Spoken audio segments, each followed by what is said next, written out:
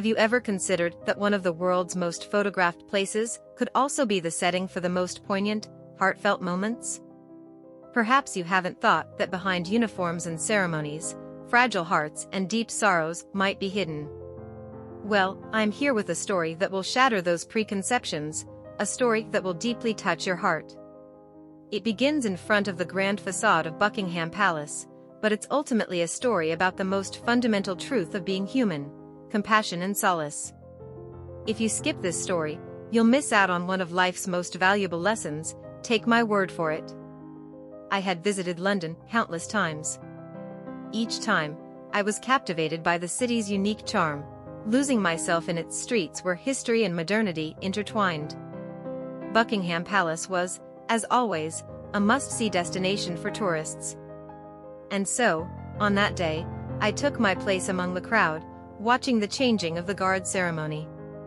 The sun had broken through London's typically grey sky, illuminating the square in front of the palace. Tourists snapped photos, trying to immortalize the moment, while I focused on a detail that caught my attention. One of the guards. He was different from the others. Maybe it was just my aging eyes, trying to compensate for the sensitivity lost in youth, that were drawn to the details. Perhaps, with the experience of years, I could more easily read the sadness in people's faces. But there was something about that guard. Behind that unwavering stance, that perfect uniform, that expressionless face, he was hiding a deep-seated sorrow. It was as if he carried a burden too heavy for him to bear. The people around me were cheerfully taking pictures, chatting, and enjoying life. No one tried to delve into that guard's inner world, into those dark depths. To them, he was just a figure, an essential part of Buckingham Palace. But not me. I couldn't leave him like that. A voice inside urged me to go to him.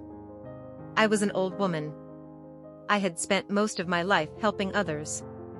During my years as a nurse, I had witnessed the pain of countless people and tried to support them.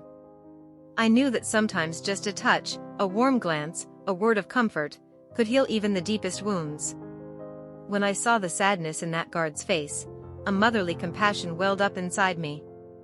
It was as if I were feeling that pain myself. Slowly, with determined steps, I started walking towards him. My legs trembled, my back ached, but the irresistible urge inside me allowed me to overcome all physical difficulties. As I got closer to him, the sadness on his face became more pronounced. His eyes were filled with tears, his cheeks flushed. He looked as if he was about to burst into tears at any moment. I wanted to say something to him. Maybe just saying, "Everything will be all right," would be enough. Perhaps just standing silently beside him could give him some comfort. But he kept standing rigidly, as if he couldn't hear me. As if he had built an invisible wall around himself, not allowing anyone to approach. I persisted. I got even closer to him and raised my voice, saying, "Excuse me. Are you all right? Do you need anything?" He didn't answer. He didn't even blink. His expression remained the same. He was like a statue carved from stone. But at that moment, a crack appeared in that perfect mask. A tear trickled from his left eye, running down his cheek. And at that moment, everything changed. At that moment, I realized that the robot-like guard was also a human being, that he had feelings, that he could also suffer. At that moment, an invisible bridge was built between us. At that moment, I felt that pain too, down to my very core. The tears wouldn't stop. They flowed one after another, soaking his red uniform. No matter how hard he tried not to cry, he couldn't hold it back any longer. It was as if all the sorrows he had accumulated over the years were gushing out with that single tear. At that moment, I knelt down. My old and tired body could no longer stand upright. As I knelt down, I felt his pain even more intensely. It was as if that pain had been loaded onto my own shoulders. And then, he collapsed too. Suddenly, he lost his balance and fell to the ground. His bearskin hat tumbled from his head and rolled meters away. His uniform was covered in dust and dirt. His head was in his hands, and he was sobbing. That ceremonial stance, that perfect discipline, that noble appearance. All were suddenly destroyed. Before me, there was only a heartbroken, helpless young man. The people around me stared at us in shock. Some were trying to take pictures, while others were coming to help. But no one knew what to do at that moment. Everyone was stunned, trying to recover from the shock of the event. At that moment, a young woman took out her phone, panicking, and started calling someone. "Call an ambulance immediately," she shouted, her voice trembling and frantic. "He's in bad shape. He fainted." A few minutes later, sirens were heard. Ambulances and police cars stopped in front of Buckingham Palace. Paramedics rushed to our side and immediately began attending to the guard. They were doing CPR, checking his pulse, and putting an oxygen mask on him. It was as if they were racing against time.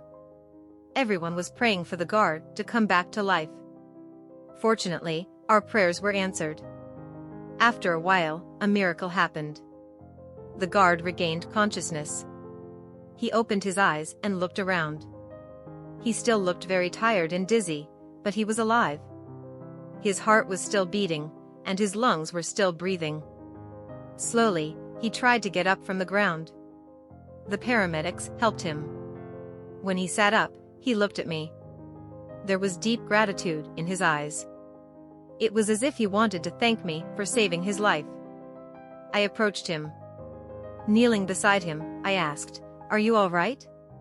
What happened to you? Why did you faint?" At that moment, he started crying again. Tears streamed down his face. "I lost my mother," he said, his voice a trembling whisper. Today, I lost my mother." When I heard those words, my heart broke into pieces. I knew how sad he was, how much he was suffering, how lonely he felt. At that moment, his pain became my pain. That moment, I couldn't help myself. I hugged him. I wrapped my old and tired arms around his young and strong body. He hugged me back. Both of us were crying. Our sobs echoed off the walls of Buckingham Palace. At that moment, I wanted to say something to him. I wanted to comfort him, to encourage him, to give him hope, to show him compassion. But I didn't know what to say. What words could ease his pain? Then, a voice inside whispered the right words to me. "You are like a son to me," I said, my voice trembling but resolute. "Now you are my son too." Hearing those words, he hugged me even tighter. It was as if he had found his mother. I hugged him back as if he were my own son. At that moment, I felt as if I had taken all the burden from that young man's shoulders and placed it on my own. At that moment, I had become a mother to him. At that moment, in front of Buckingham Palace, two strangers were sharing each other's pain. A royal guard and an elderly tourist were supporting each other. In front of that magnificent palace, the purest, most unconditional compassion of humanity was blossoming. I never saw that guard again after that day. But I never forgot what we experienced that day. That day, I learned how a person can touch another person's life, how to share pain, how to offer hope, how powerful compassion can be, and most importantly, what it means to be human, deeply.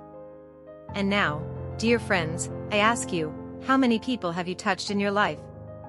How many people have you given hope to? How many people have you shown motherly compassion?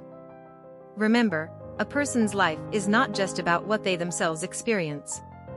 By touching the lives of others, by sharing their pain, by offering them hope, by showing them compassion, we also give meaning to our own lives.